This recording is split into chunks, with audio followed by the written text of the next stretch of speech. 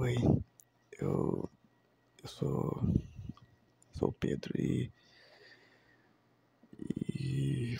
eu tô 4 meses em casa e tô com psicose há 2 anos, tô com essa doença infernal há 2 anos e tá sendo bem difícil porque desde o ano passado eu comecei a ver pessoas na rua com o celular apontando pra mim e era só pra mim, apontando na minha direção. Vi uma pessoa na rua gritando, ô feio, não sei o que. Então eu comecei a ficar muito mais,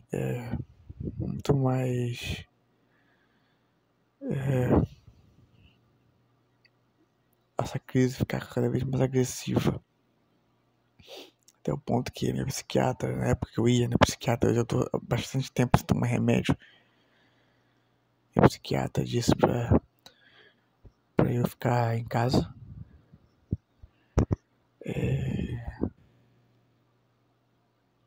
Né?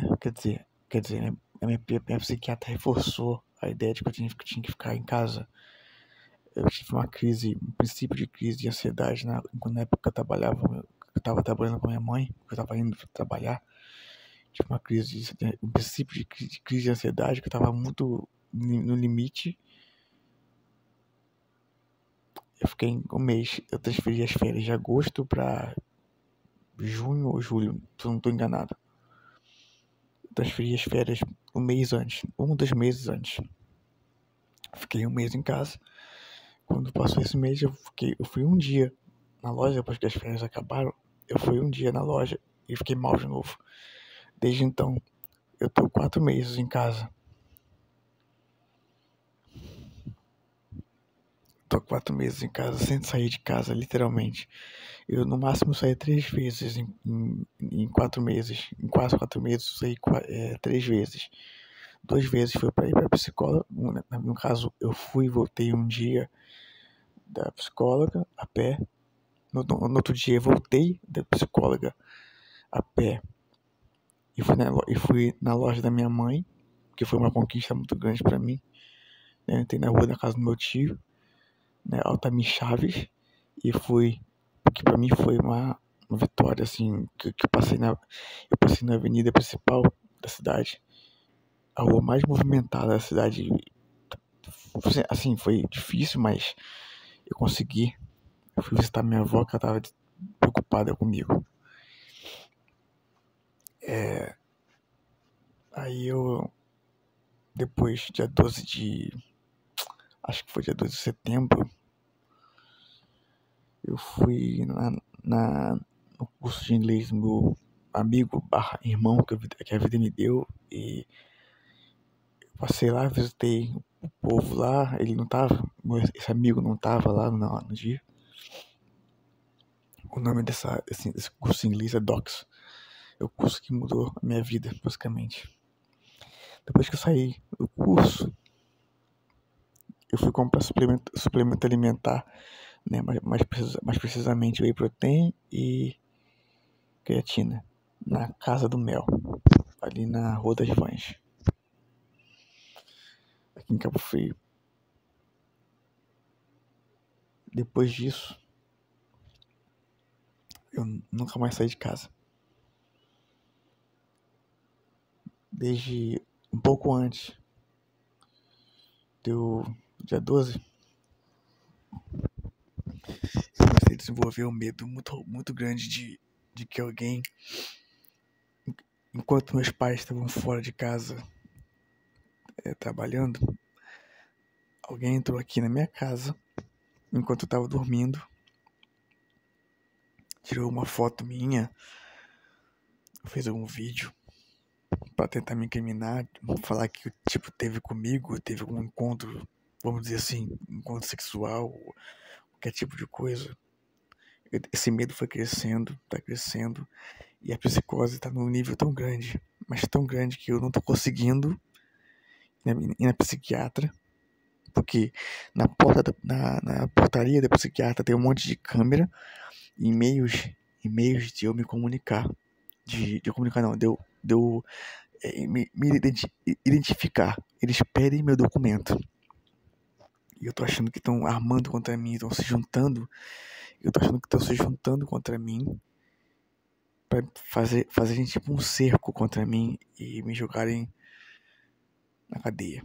Essa é a verdade, que eu acho que estão querendo me jogar na cadeia, principalmente se eu morrer lá e eles usufruírem de tudo que eu fiz, seja em livros, músicas, desenhos, qualquer coisa do tipo. Por que eu tô falando isso? Porque eles querem, eles sabendo que eu sou inocente, eles querem me mandar pra cadeia, para que eu possivelmente morra lá. Aí, eu tô falando de pessoas da igreja, tá? Igreja Católica Apostólica Romana. Eles querem que eu morra lá, para que eles falem assim, para que eles solicitem ao Vaticano para me canonizar, ou seja, me tornar santo, e para poder falar assim: um santo veio de Cabo Frio. Entendeu? E isso tá me deixando extremamente puto, porque na hora de me expurgar, de me julgar pela aparência, de falar da minha pessoa, eles falam do meu nariz, né, o tamanho do meu nariz, falam de tudo que podem falar de mim. Mas na hora de me ajudar, também não falam nada. Agora, na hora de querer me mandar pra cadeia pra eu morrer lá, aí eles querem. Por que eu tô falando de mandar pra cadeia pra eu morrer lá? Em 2018 eu fiz 2015 eu tive um sonho profético que falava que tinha um livro pegando fogo escrito Apocalipse 10:10. E no livro estava escrito que tomou para si um livrinho que é doce na boca e amargo nas entranhas. E eis que urge de profetizar a reis, línguas, nações e povos. E eu sou escritor, então eu entendi que aquele sonho se referia a algum livro meu. Ou seja, um livro meu profetizaria reis, línguas, nações e povos. Eu contei esse sonho para uma pessoa na igreja e essa pessoa espalhou esse sonho.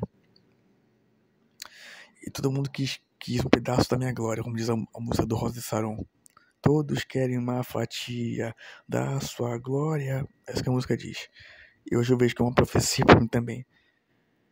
Todos querem uma fatia da glória. Eu contei esse sonho pra pessoa, a pessoa espalhou e quis ter fotos comigo no feed do Instagram, sendo que eu não sou amigo dessa pessoa chamada Diogo. Eu não sou amigo dele, chamado Diogo.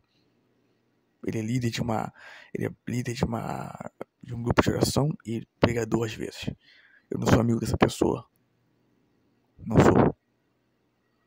Porque ele e a turminha dele estão armando contra mim.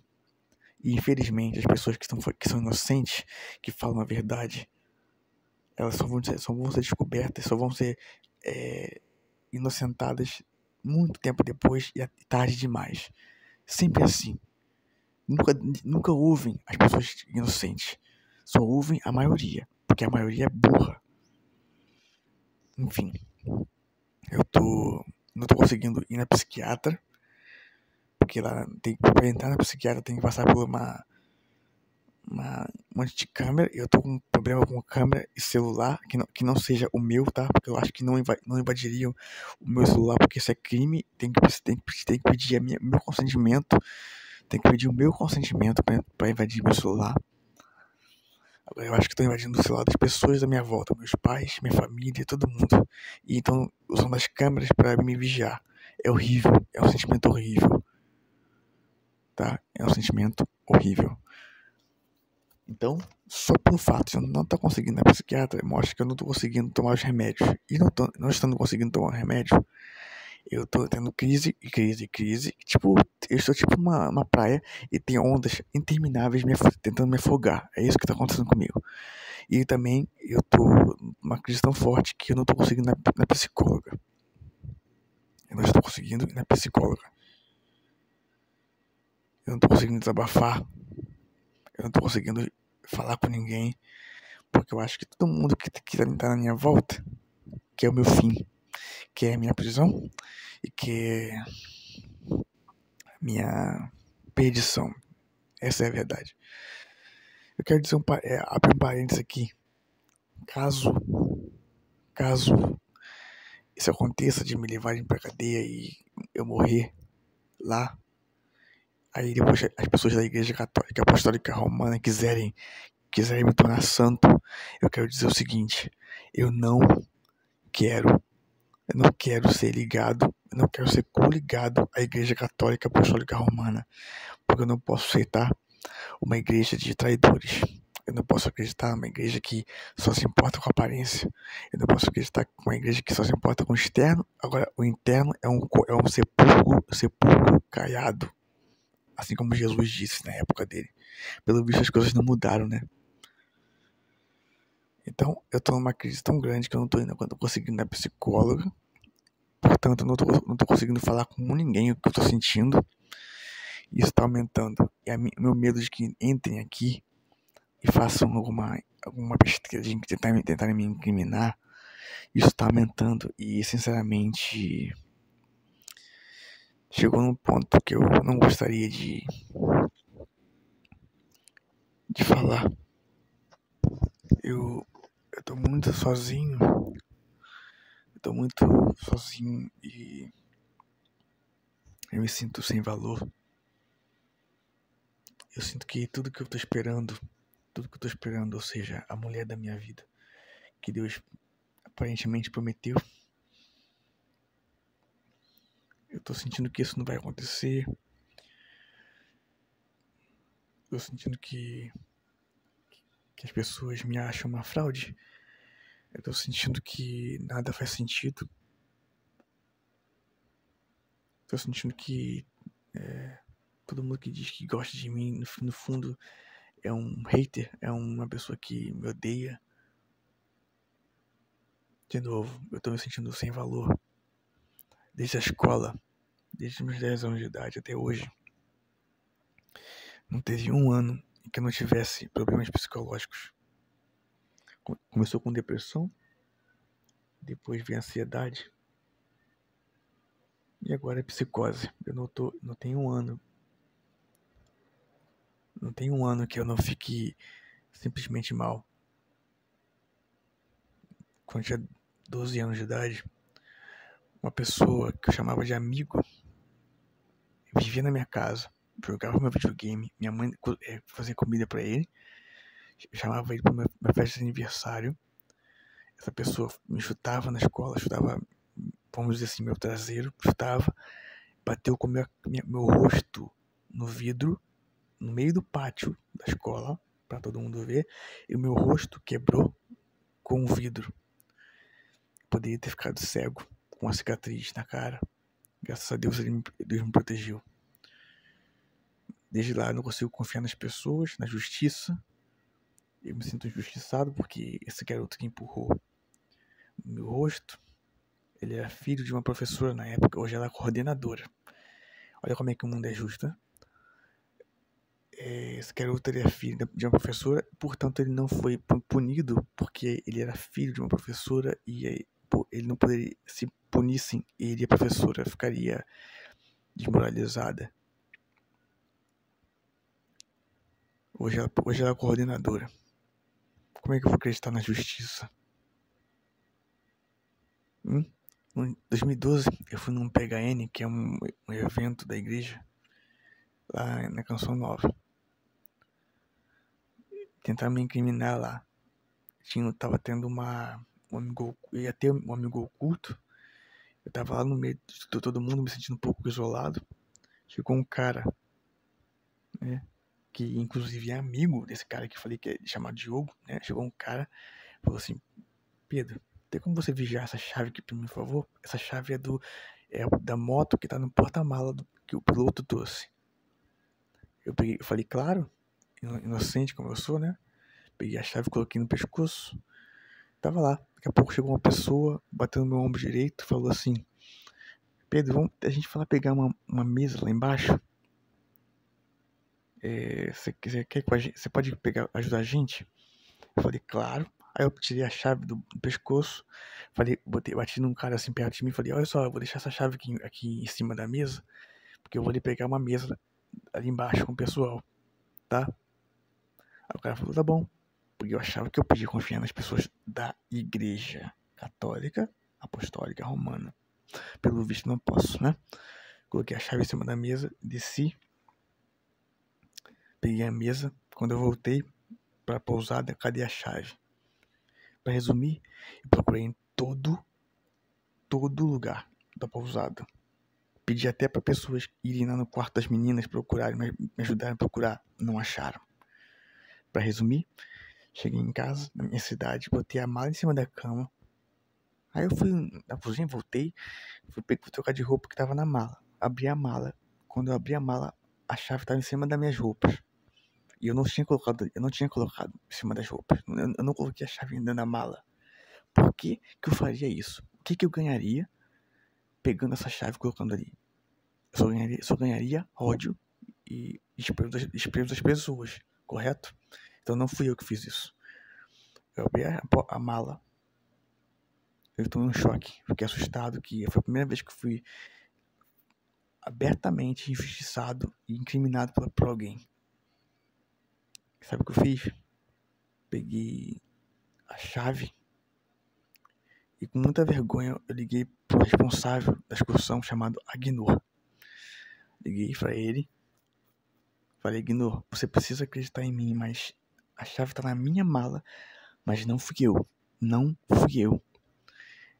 Pra minha surpresa e alívio, ele falou assim: a gente sabe que não foi você, cara. A gente sabe que não foi você. Fica tranquilo. Eu me aliviei na época, mas eu tenho certeza que muita gente passou a me chegar de forma como se fosse um ladrão, como se fosse um negligente, um delinquente, quer dizer. E que me machucou profundamente. Não porque foi que tentaram me incriminar, mas porque tentaram me incriminar na igreja. Isso me machucou. Desde lá eu tenho isso em mente.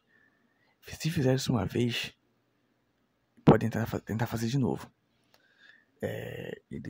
A partir de 2019, eu começaram a dar algumas indiretas que, na real, falavam que eu tava usando gente, usando mulheres, sendo que eu não tenho nem autoestima pra chegar em ninguém.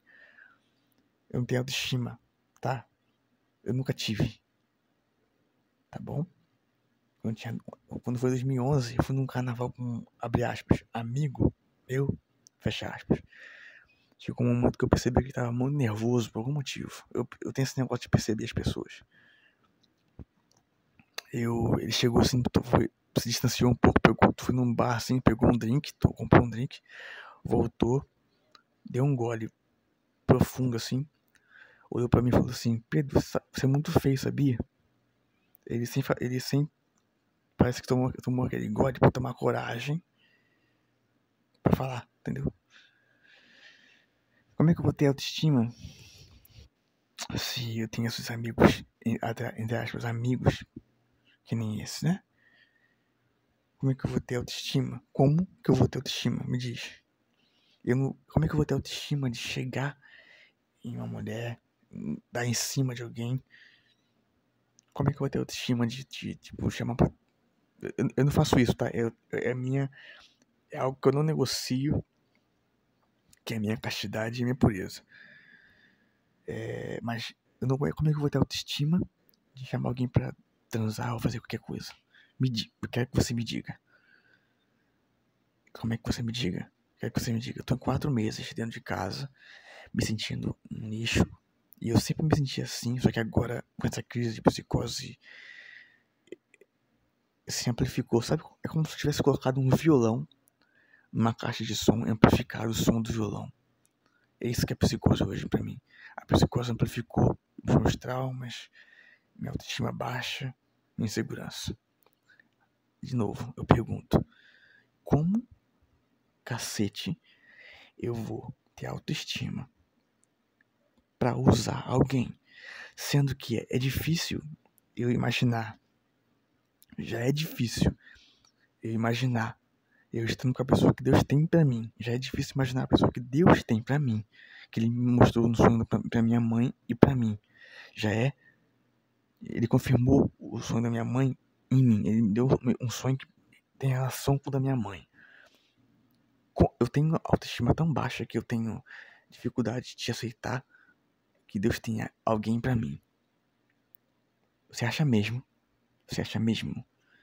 que eu vou ter autoestima suficiente pra usar alguém. E, entre aspas, desperdiçar a chance de ter alguém. Você acha mesmo que eu tenho, tempo, 2, vontade, né? 3, autoestima pra fazer um negócio desse? Você não acha que seria mais fácil se eu tivesse usado alguém, tá? Se eu tivesse flertado ou dado em cima de alguém? Você acha que não seria mais fácil eu ter ficado com a pessoa do que eu simplesmente, abre muitas aspas, ter usado aquela pessoa? Você não acha mais fácil? Então por que eu faria isso? Isso me estressa porque eu odeio injustiça, velho. Se eu tivesse feito algo, tá? E quem me conhece de verdade sabe que eu sou um cara que eu me culpo muito pelas coisas que eu já fiz, né? Aí sim, coisas que eu já fiz, eu me culpo bastante. Eu sou um cara que eu me culpo bastante quando eu faço uma coisa de errado, entendeu? Eu sou um cara que eu me culpo bastante. Eu me lamorio pra minha mãe. Eu falo de coisas que eu me culpo pra ela, pro meu pai. Eles até falam que eu sou inculcado, entre aspas. Então, peraí. Você acha mesmo que eu não ficaria, se eu tivesse usado alguém, eu não ficaria pelo menos culpado, me sentindo culpado por isso? Entendeu? Eu odeio injustiça, velho. Odeio. Tem gente que suporta. Por exemplo, Nelson Mandela, ele ficou 28 anos na prisão. Ou seja, ele, abre aspas, suportou a injustiça. Eu não suporto, velho. Eu não suporto a injustiça. Tá? Eu não tenho quase nenhum amigo. Eu não saio de casa. Tá? Eu não tenho muitos amigos. Eu tenho no máximo. Eu conto numa mão quantos amigos eu tenho. Menos do que uma mão, tá? Metade de uma mão de amigo que eu tenho. Eu não saio de casa. Literalmente. Eu não saio da grade da minha casa pro quintal. Por causa dessa crise. Eu vivo no quintal. Eu vivo no quintal que tem 8 casas. Contando com a minha. Ou seja, tem 8 famílias no mesmo quintal. Você acha realmente que eu seria idiota? Que eu seria burro o suficiente de trazer alguém aqui, de pedir pra alguém, ou pedir pra alguém vir aqui, ou trazer alguém aqui na minha casa pra transar, pra fazer qualquer coisa errada, com qualquer pessoa que seja, com qualquer idade que seja? Você acha mesmo que eu seria idiota de trazer alguém aqui na minha casa pra ter fazer qualquer tipo de coisa ilícita, ou sexual, ou cacete que for? Você acha mesmo que num quintal com 8, eu vou repetir, 8 casas, e inclusive o dono do quintal, a pessoa que aluga todas as casas, é praticamente um irmão do meu pai? Você acha realmente que eu arriscaria fazer meu pai perder essa pessoa, né, chamado Robson, essa pessoa perder o respeito pro meu pai por causa de mim? Você acha mesmo que eu faria isso? Essa pessoa, o Robson, conhece meu pai há 30 anos. É mais que a minha idade. Ele conhece o Robson há 30 anos. Você acha mesmo? Isso me irrita, porque eu não fiz isso. Eu nunca vou fazer um negócio desse. Então eu vou fazer a pergunta de novo. Você acha mesmo que eu traria alguém aqui, na minha casa? Eu pediria, né? Autorizaria, entre aspas, alguém vir aqui pra eu ter qualquer tipo de coisa, né? E eu sempre acho, tá? Eu sempre acho que a pessoa que faz isso, eu sempre acho que a pessoa entra aqui na minha casa pra tentar me incriminar enquanto eu tô dormindo. Obviamente, né? Então, minha mãe, ela vai trabalhar entre 8 e 9 horas. Entre 8 e 9 horas. Vamos dizer 8 horas, tá? Ela sai pra trabalhar 8 horas todo dia. Tá? Eu acordo 9 e meia, 10 horas. Você não acha que em 2 horas alguém que tenha uma... porque assim, A minha psicose faz acreditar. Aqui na minha rua, na rua da minha casa, tem um chaveiro. E o dono desse chaveiro, ele abertamente não gosta de mim. Ele zomba da minha aparência.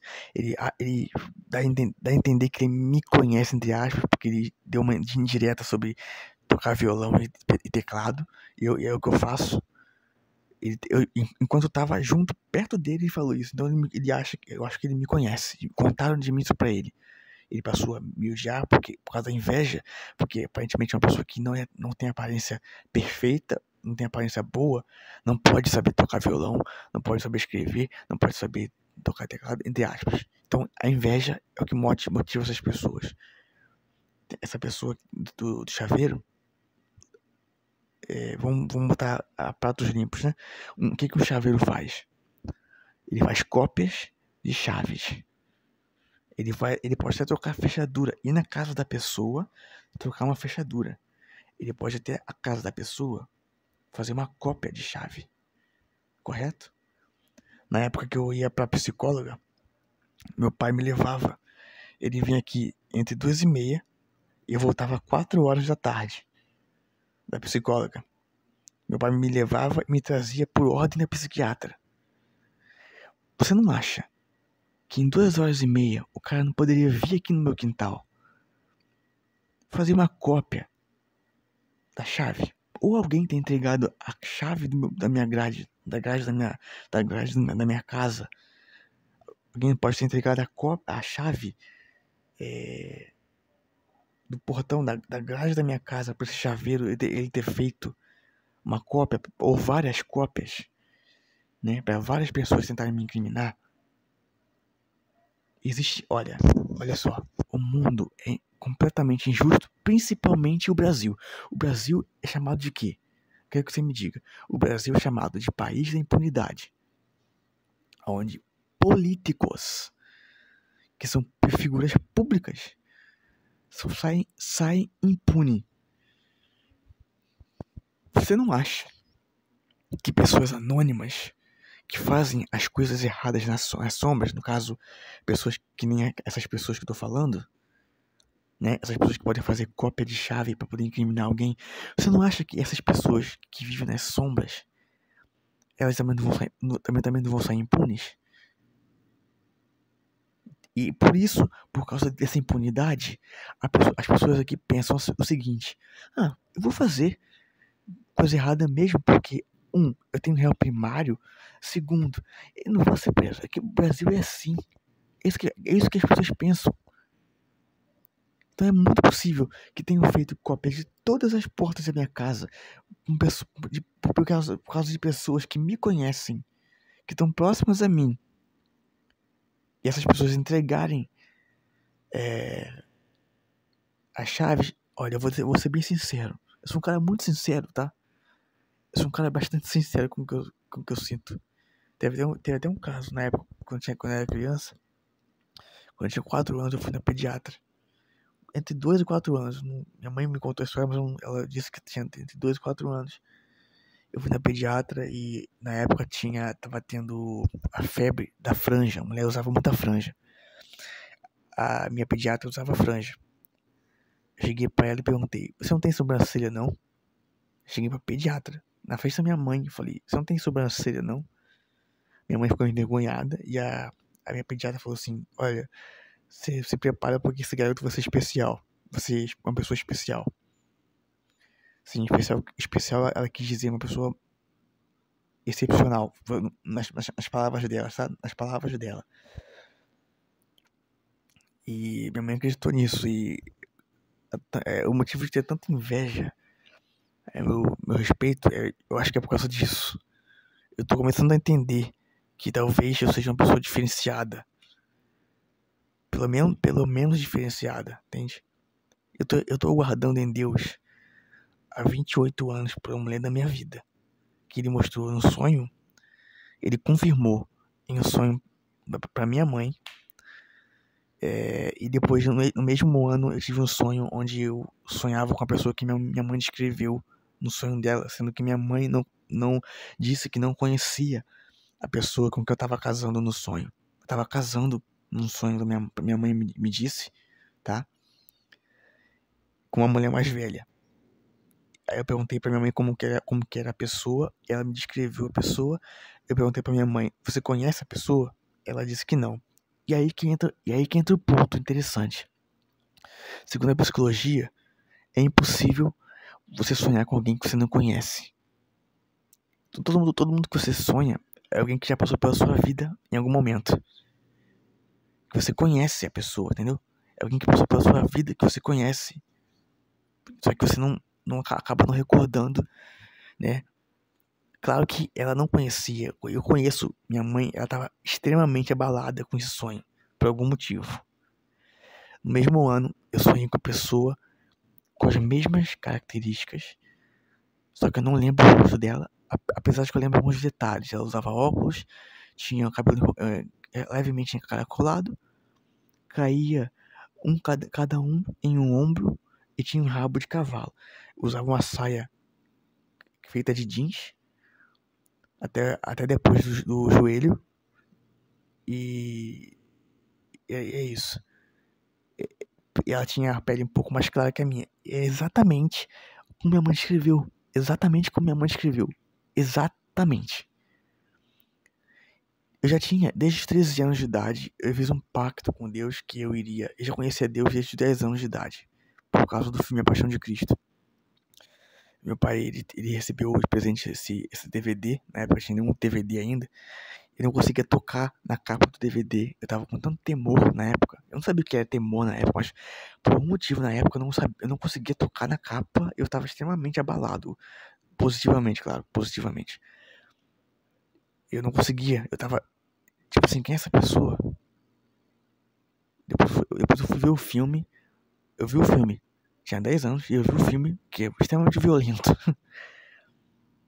E a princípio eu não entendi o filme, que era tudo em flashback e tal.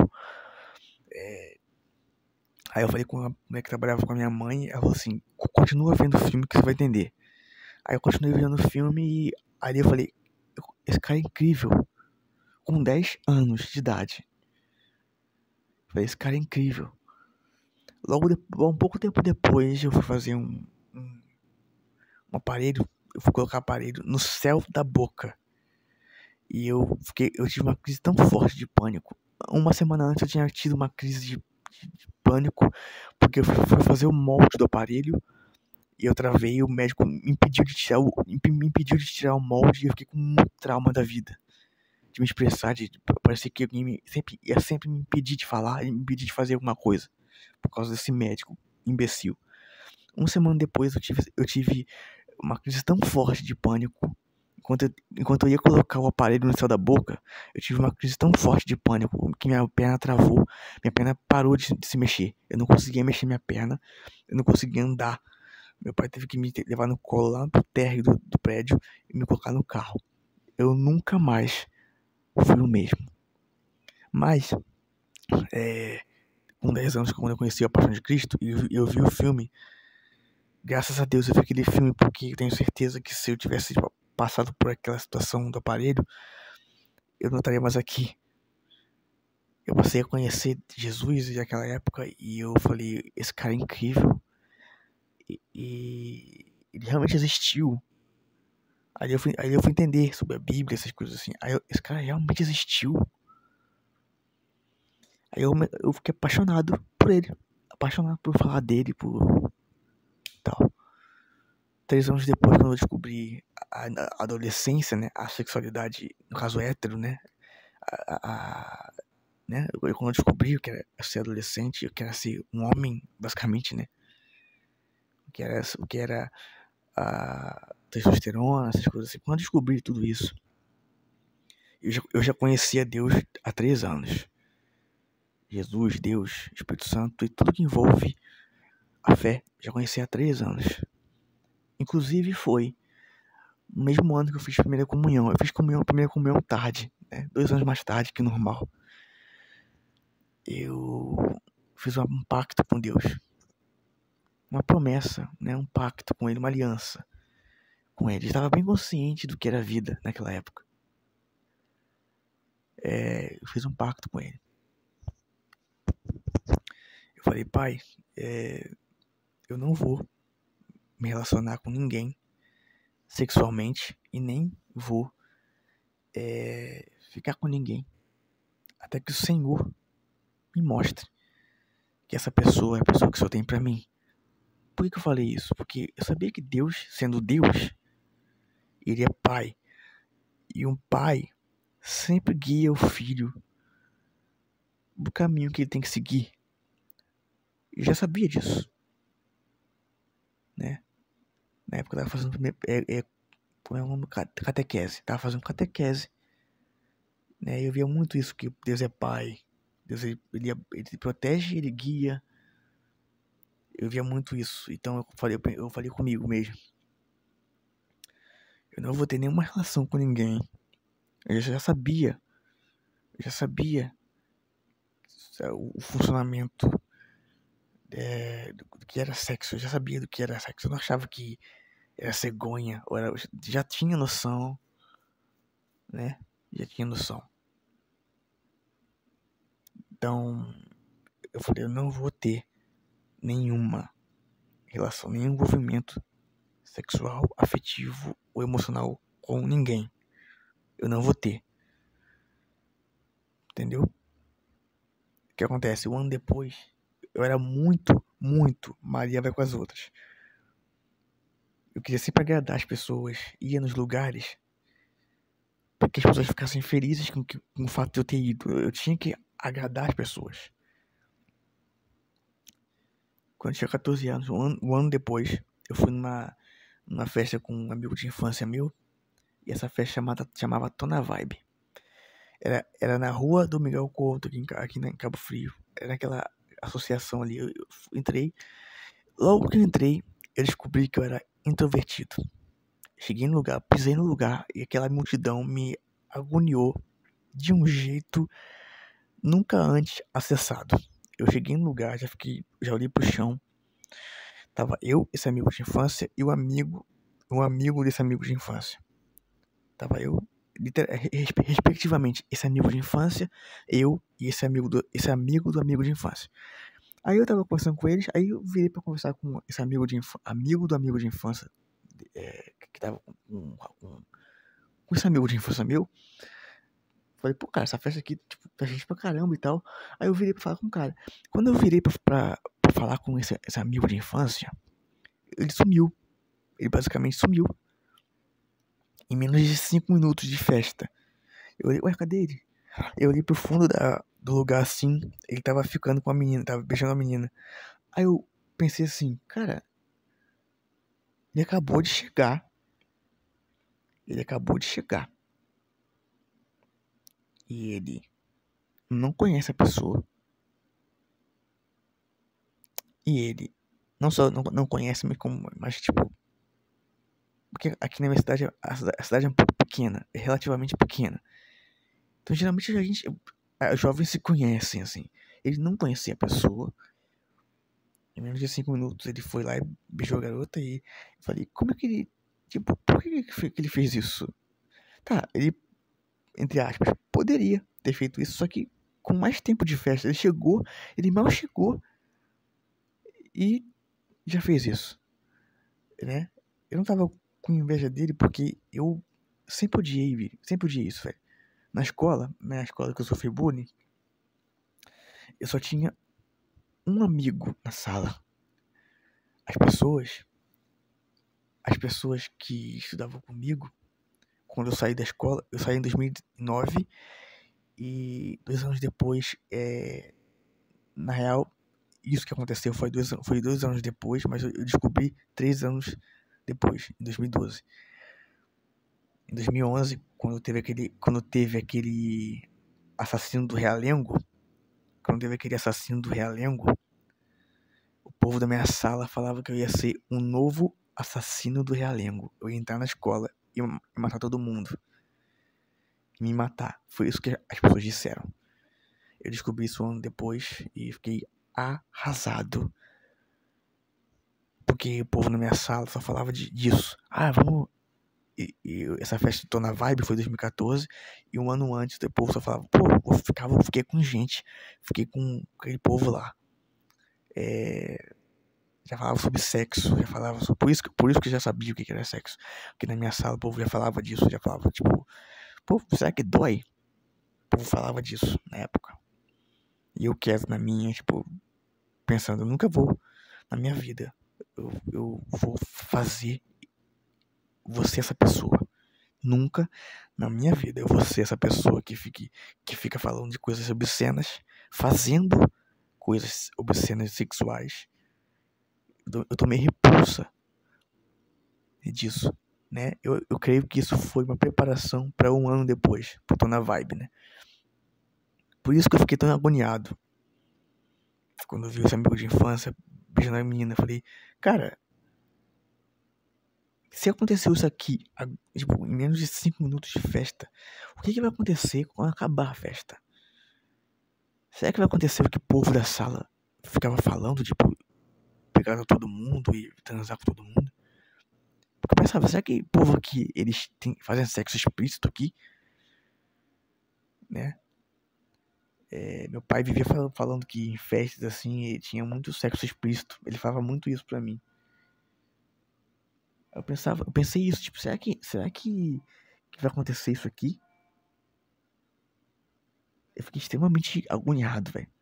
E foi nesse momento, que eu falei assim, isso não é pra mim não. Esse mundo de pegar todo mundo e depois de conhecer a pessoa, ficar com mais gente e mais vezes, aí depois levar pra casa pra ter relações, né? Eu achava que as pessoas... eu nunca seria essa pessoa. Eu determinei pra mim mesmo que eu não seria essa pessoa. Aí depois eu fui basicamente no Cabo Folia, 2010. Eu fui com a filha desse Robson que eu falei, né? Robson, que é o dono do quintal que eu moro hoje, em 2023. A filha dele, a Regiane, me chamou em 2010, que ia ela e um grupo de amigas, né? Lembra que eu falei que eu tenho esse negócio de agradar as pessoas? Tinha, né? Esse negócio de não saber dizer não, essa coisa assim, Maria vai com as outras. Eu era muito isso até a terapia, né? A terapia me fez ficar muito diferente.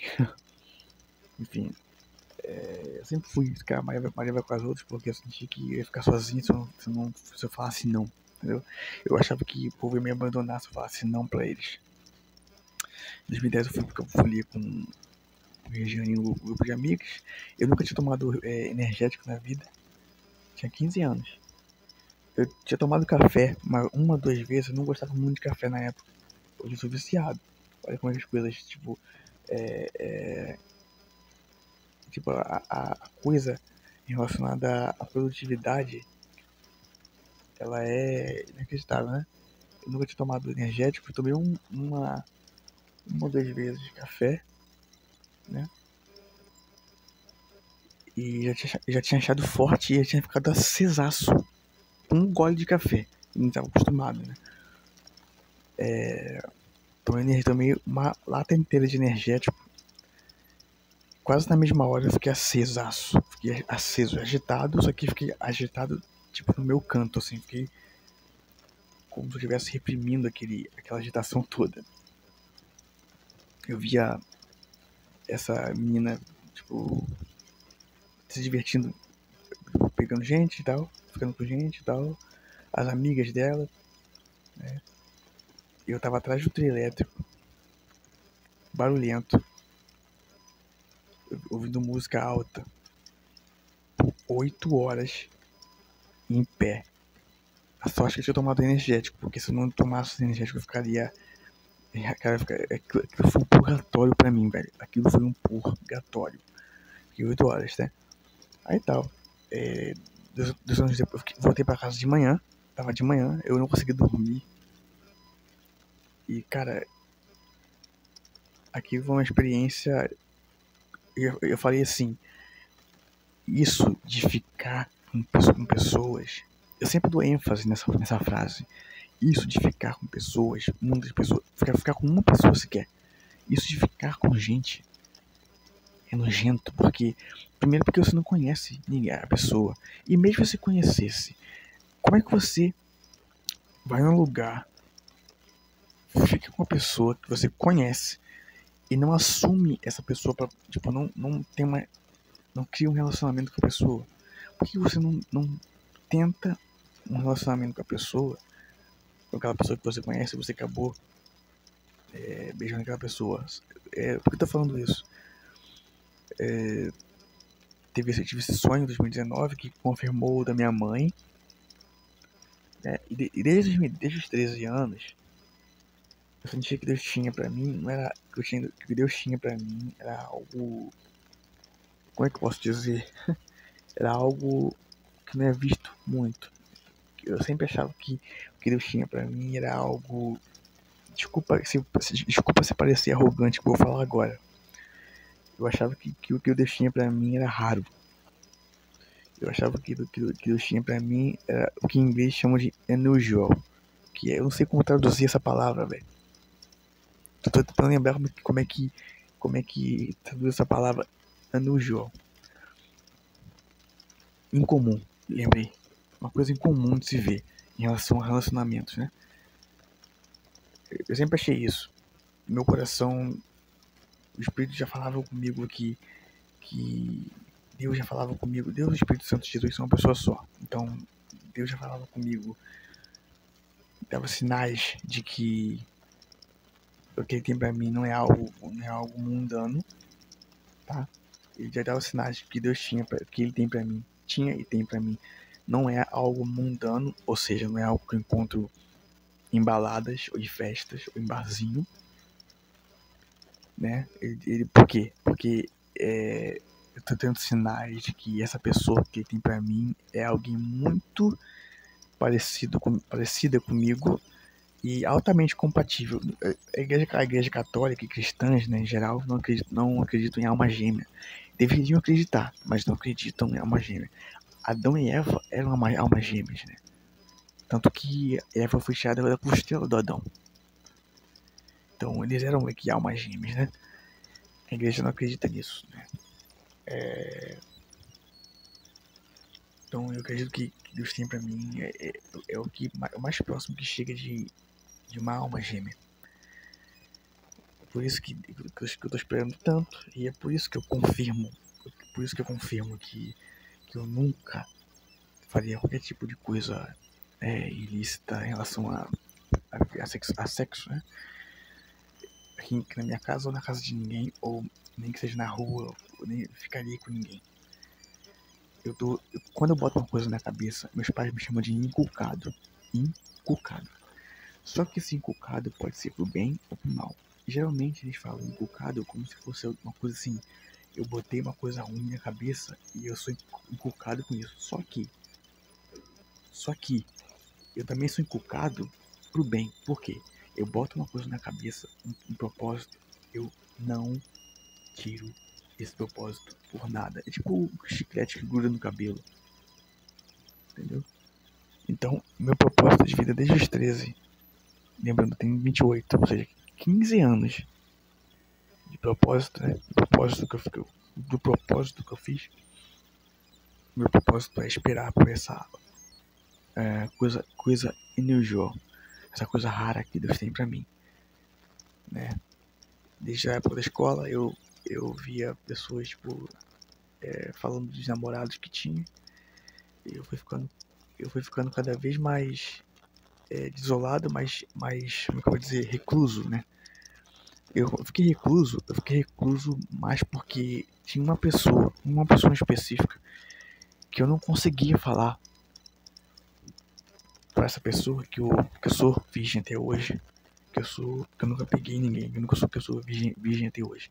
Tinha uma pessoa que eu não conseguia dizer. Quem? Meu amigo de infância, Rafael. Ele é a pessoa mais próxima de mim. Por quê? Porque eu o conheço desde 2 anos de idade. Eu sou amigo dele desde 2 anos de idade. Tenho 28 hoje. Eu não conseguia dizer pra ele isso. justamente por causa disso, porque eu o conheci há muito tempo e eu achava, na minha cabeça ele ia não só me zoar por causa disso, me tratar como inferior, mas aí também ia espalhar essa informação que eu me sentia extremamente inseguro de ser essa pessoa que assumiria que eu sou virgem e que eu nunca peguei ninguém até hoje, até o dia de hoje. Eu não vou ficar, eu não vou transar e nem ficar com ninguém até o meu casamento. Esse é o meu propósito. Você entende como é difícil? Meu propósito, a minha cruz. Jesus, eu sei, eu sei que esse caminho é o que Deus tem pra mim, porque não é um caminho fácil. Jesus falou o quê? Quer me seguir? Tome a tua cruz, negue-se a si mesmo, tome a tua cruz e siga-me. Vamos lá, vamos lá. Negue-se a si mesmo. Eu estou negando a minha carne por 28 anos, até o meu casamento. Né? Até o dia de hoje, mas também até o meu casamento. Eu estou negando a mim mesmo, estou tomando a minha cruz, que é o quê? Esperar por essa pessoa, e eu estou esperando. É difícil, ser achincalhado, ser cobrado por causa da minha idade, mas eu estou esperando. Eu falo com convicção, com certeza. Inclusive, eu já, eu já tenho uma esperança, assim, eu sou um cara melancólico, e o temperamento melancólico, e uma das coisas que o melancólico tem é a falta de esperança. A gente fica desesperançoso facilmente. E às vezes eu confesso que a minha fé, ela meio que faz assim, meio que dá uma. Que eu fico meio triste, meio pra baixo, meio, por exemplo, hoje.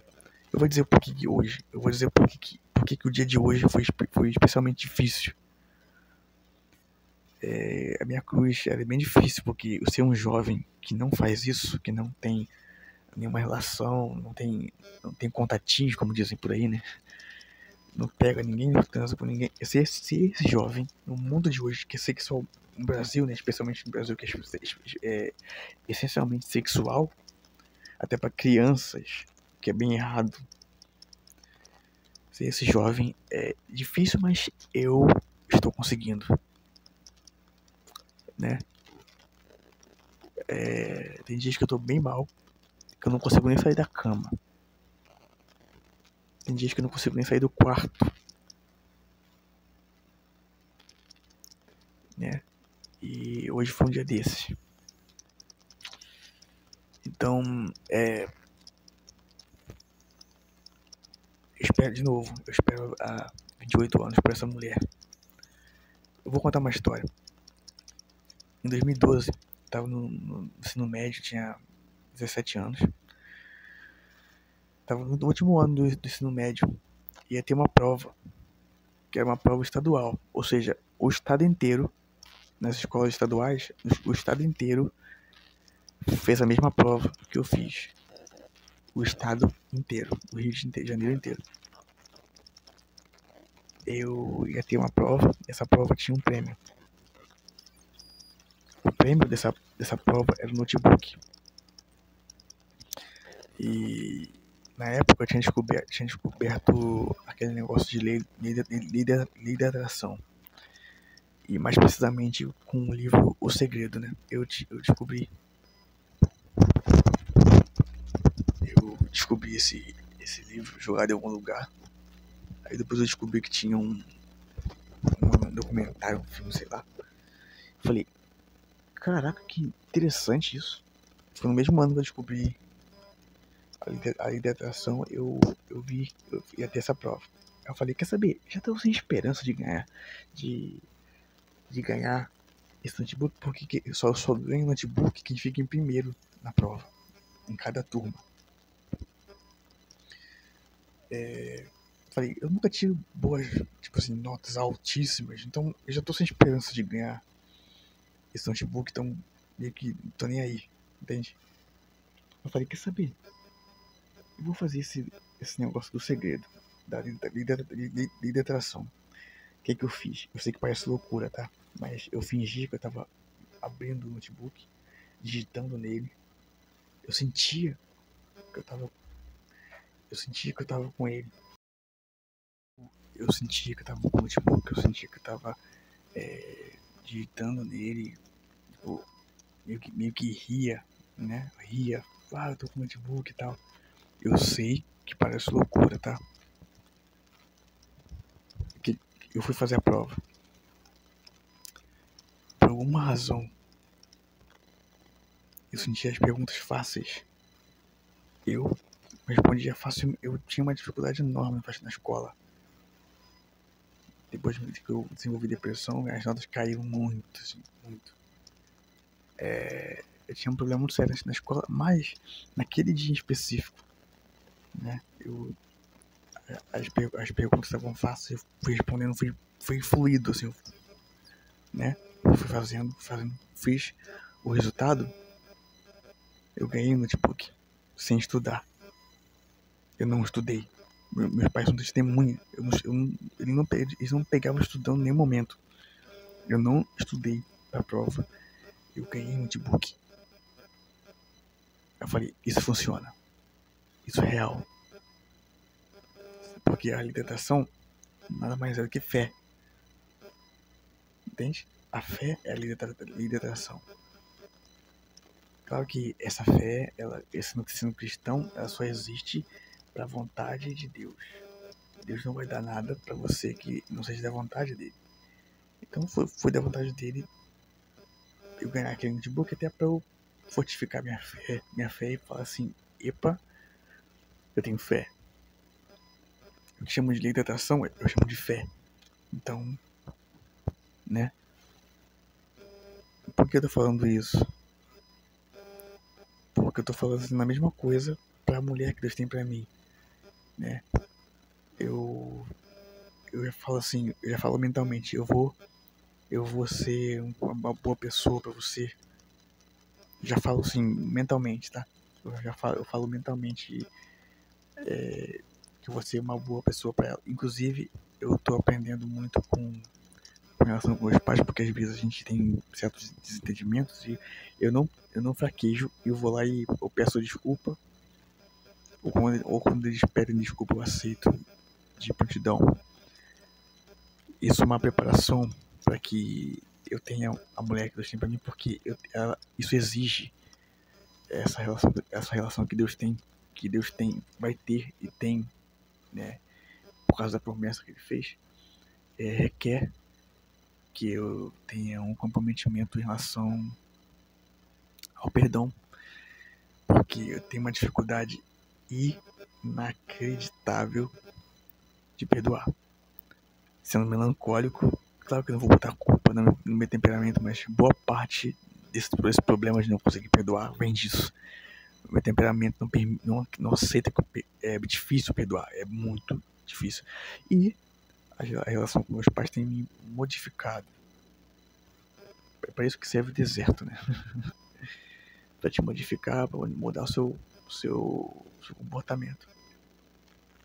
Eu tô conseguindo, entre aspas, perdoar mais fácil.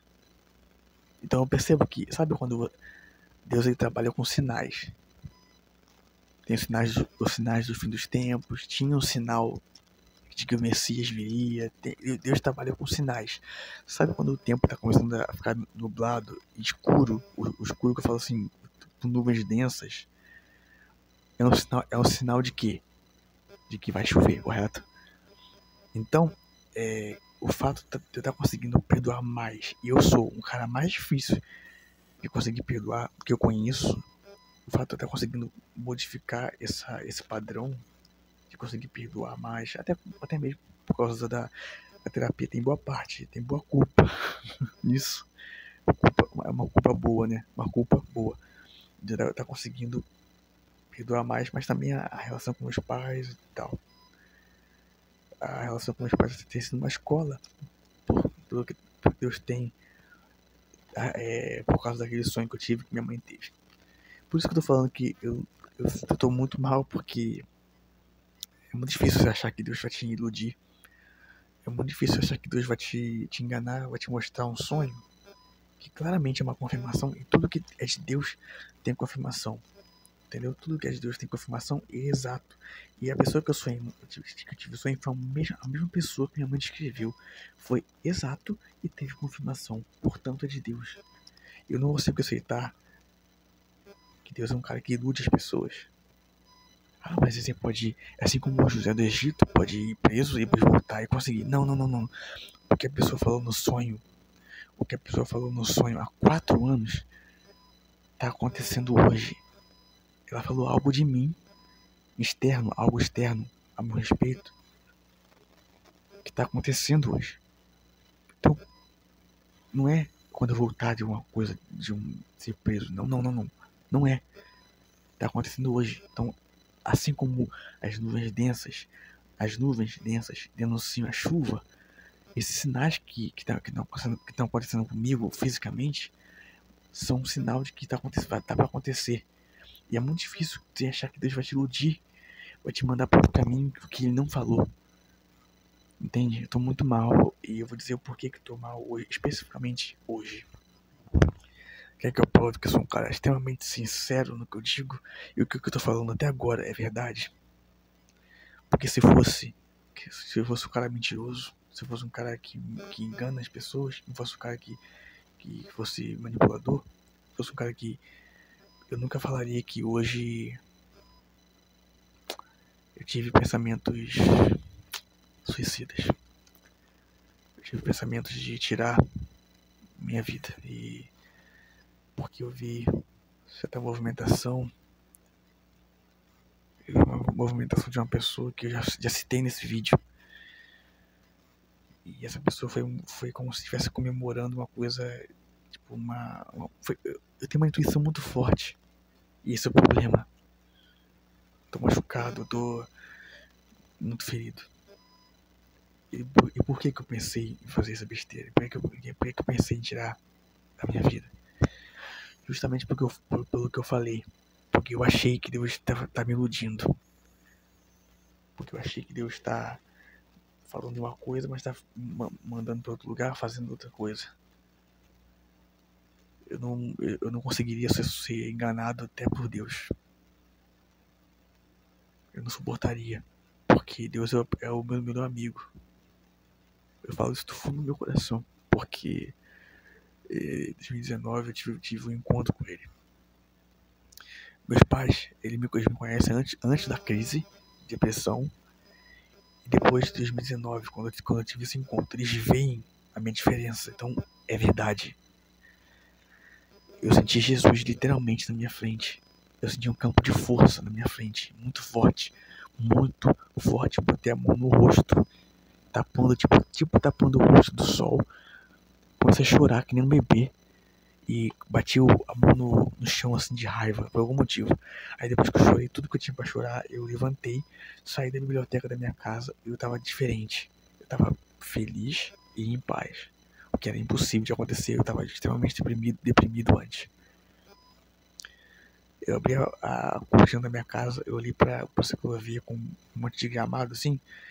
As folhas estavam verdes, tipo, quase fluorescentes, de tão forte que tava o verde. Tava um verde muito vibrante. Eu falei, cara, eu tô curado. Quem tava na minha frente é Jesus.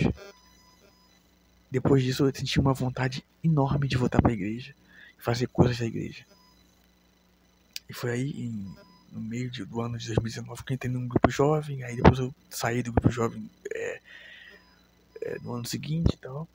Por causa da pandemia me deixou muito bugado, velho. Mas ao mesmo tempo me curou de expressar meus sentimentos assim e tal. Foi um tempo de reflexão, de mudança de paradigma, né? Depois que ele me curou desse jeito, ele virou meu melhor amigo.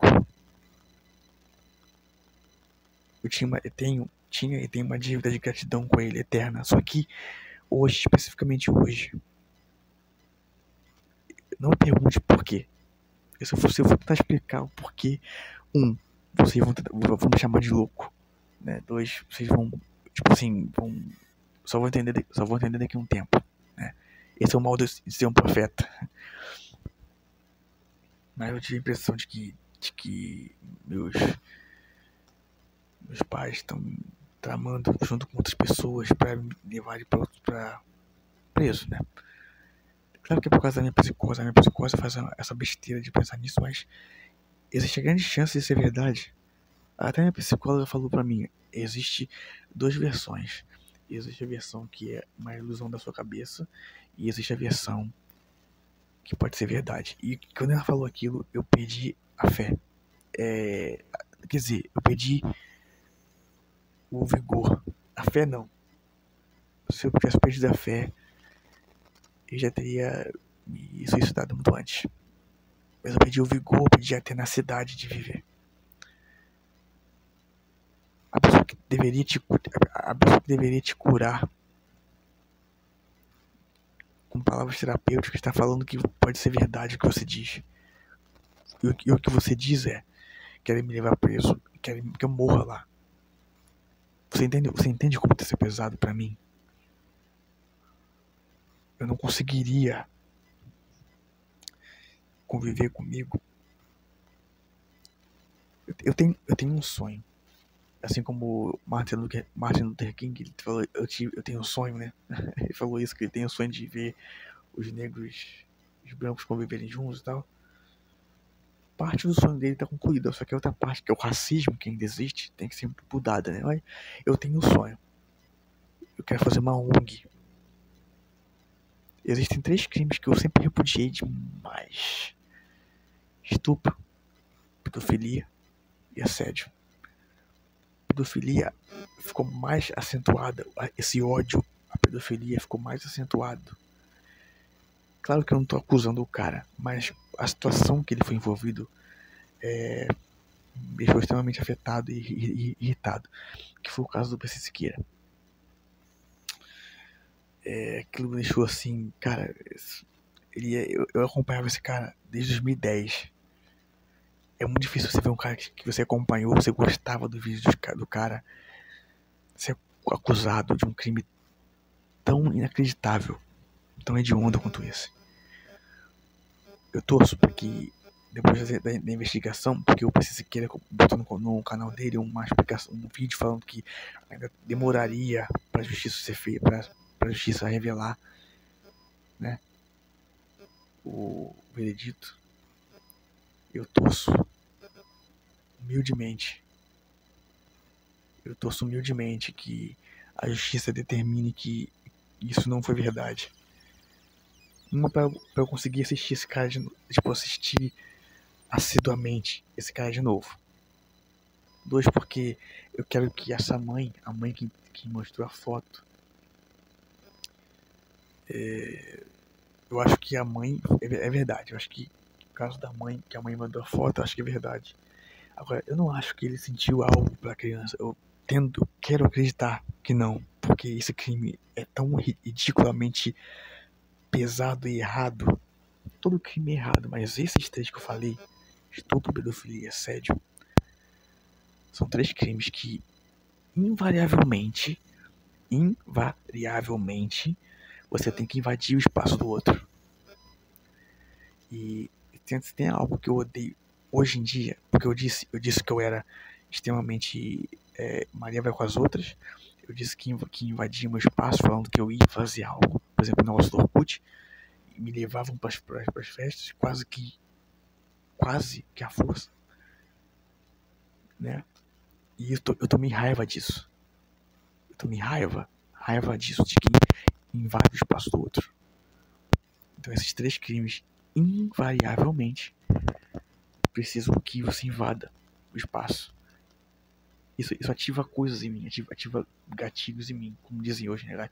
Ativa gatilhos em mim. Estupro nunca seria possível, nem estupro e nem pedofilia serem praticados por mim. Os 3 eu não praticaria, mas os 2, especificamente os 2, eu não cometeria. Por quê? Pedofilia, porque a pessoa que eu mais amo nesse planeta, nesse universo, é alguém que eu sou afilhado, que é a minha sobrinha. Eu amo essa menina desde quando ela estava na barriga da minha irmã. eu prometi a ela que não deixaria que transformasse ela em mim, ou seja, um cara depressivo, uma pessoa depressiva, triste e tal. E eu acho que eu tô conseguindo, ela disse que eu tô conseguindo cumprir essa promessa, eu tô muito feliz com isso. Essa pessoa, minha sobrinha, ela é a pessoa que eu quero dar orgulho. Ela é a pessoa que eu quero que ela olhe pra mim e fale assim, eu tenho orgulho do meu tio, eu tenho orgulho do meu padrinho. Se eu fizesse qualquer coisa de errado, pedofilia, estupro, assédio, qualquer tipo de crime, morte, homicídio, invasão de privacidade, qualquer crime, imagina um crime, eu não faria, porque a minha sobrinha é um motivo para eu ser uma pessoa melhor. Deus também é, mas a minha sobrinha, Ana Clara, é uma pessoa que inclusive ela é muito madura para a idade dela. Isso é o que amplifica mais a minha vontade de ser uma pessoa melhor, porque hoje ela entende muito do mundo. Ela tem 16 anos, ela entende muito do mundo. E eu não gostaria de que ela me visse como uma decepção, me visse como um fracasso, sabe? Eu conseguiria me achar um fracasso, agora eu não gostaria que ela me visse assim. É uma questão de honra eu fazer ela ter orgulho de mim, porque eu tenho muito orgulho dela. Tenho muito orgulho da mulher que ela vai se tornar. E um motivo pelo qual eu não tirei minha vida hoje, como sempre, já aconteceu.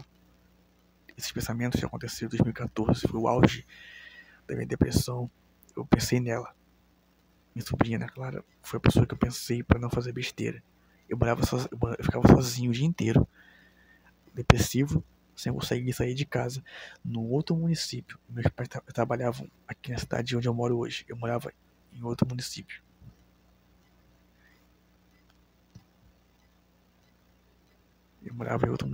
E, enfim, esses pensamentos, eu falando baixo porque meus pais estão, um dos dois passou ali no corredor. Vou falar um pouco baixo, tá? Esses pensamentos de tirar a minha vida se repetiram hoje, depois de bastante tempo que não tinha. Depois de bastante tempo que eu não tinha esses lances de querer tirar minha vida por me sentir desolado,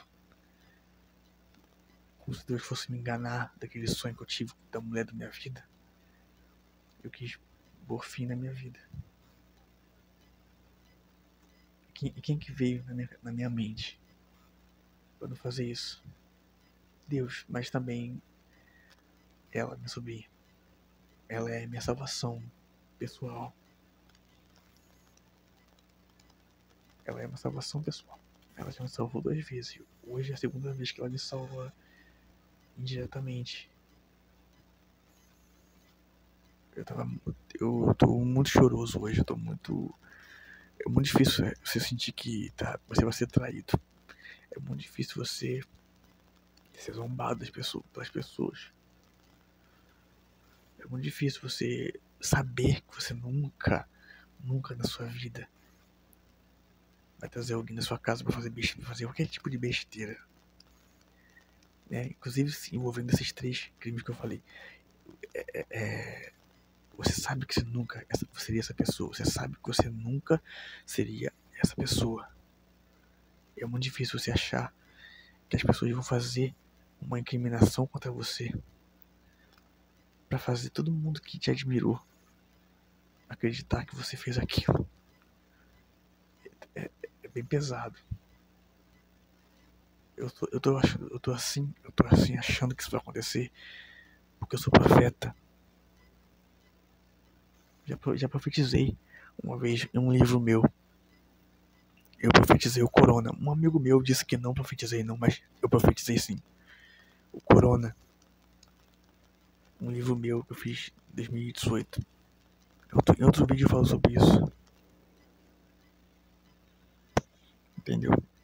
Eu já profetizei, e infelizmente eu percebo que eu sou profeta que eu não gostaria. Eu acho que de todas as formas de ministração, eu acho que profeta é o pior de todos. né?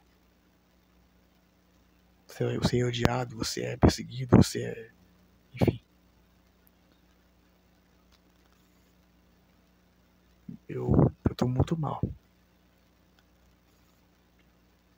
Porque eu sei quem eu sou, eu sei que eu nunca seria essa pessoa de que, tipo, usaria ninguém. Tanto que eu voltei pra conversar com pessoas que falavam que eu usava pessoas. Eu voltei pra conversar com uma pessoa que diziam que estava sendo lesada. Eu voltei pra conversar com ela e ela disse que estava tudo bem. Eu voltei pra conversar com o dono do lugar que disseram que eu usei, que é meu amigo. E eu já citei nesse vídeo. Ele me perdoou por eu ter ido embora, né? Sem falar nada. Eu tinha esse costume. Eu não conseguia expressar o que eu sentia. E eu não sou essa pessoa. Se eu fosse alguém que usaria outra pessoa, estupraria, seria pedófilo, um criminoso, eu nunca seria o tipo de pessoa que voltaria pra conversar com ninguém. Do nada, sem ninguém pedir, sem ninguém mandar, sem ninguém fazer nada. Eu só voltei e conversei porque eu tinha, como eu disse, a pandemia foi um tempo de mudança, de reflexão, até mesmo de pânico. Né? Por causa do pânico, a minha mudança ela se deu. E eu cedi. Né? É incrível como desabafar me ajuda. Eu desabafei nesses vídeos, nesses cortes, esse vídeo que eu tô fazendo. E eu já tô um pouco melhor. Eu não tô conseguindo desabafar, não tô conseguindo ir na psicóloga. Isso tá me deixando muito estressado, porque a psicóloga eu consigo desabafar, pelo menos. Mas esses dias eu tô bem mal. De verdade, eu sinto que eu sou desprezado. Não é vitimismo não, tá? Eu não estaria falando isso estando mal desse jeito, tá? Não seria vitimismo eu falar isso estando mal desse jeito. Eu sinto que eu sou desprezado pela minha família, pelos meus amigos, do povo da igreja, das paróquias que tem aqui na minha igreja, da igreja católica apostólica romana. Por isso que eu não quero ser coligado a essa igreja se eu for preso, se acontecer alguma coisa comigo, porque é muita injustiça. Eu sou desprezado e agora depois que mandarem para algum lugar ruim, quererem me santificar. Eu não quero ser santo para eles. Enfim, é muito difícil. Eu tô realmente desesperado, sabe? Eu tô realmente sem rumo. É como se eu tivesse. É como se eu tivesse um buraco gigante na minha frente e algo tá me empurrando pra esse buraco. Eu nunca, na minha vida, faria algo com relação sexual às escondidas. Sabe por quê? Pra finalizar esse vídeo, tá? Porque meu sonho é andar na rua de mãos dadas com essa mulher que Deus tem pra mim, com a pessoa, com a mulher que Deus tem pra mim, o amor da minha vida. Meu sonho é assumir essa pessoa pro planeta e não fazer algo nas escondidas, né? Eu não sou um cara de coisas casuais. Eu sou um cara de relacionamentos duradouros e eternos. Tanto que meu amigo de infância eu conheço desde os 2 anos de idade, até hoje eu falo com ele. Eu sou um cara assim, eu tenho relacionamentos duradouros, com amizades, né? Eu quero ter um relacionamento assim com a mulher que Deus tem pra mim. E é muito difícil achar que vai acontecer uma coisa comigo. Eu quero que vocês saibam disso. Porque eu estou me comprometendo a esperar até hoje. Eu falo isso com convicção. Convicção. Né? É isso. Precisava desabafar.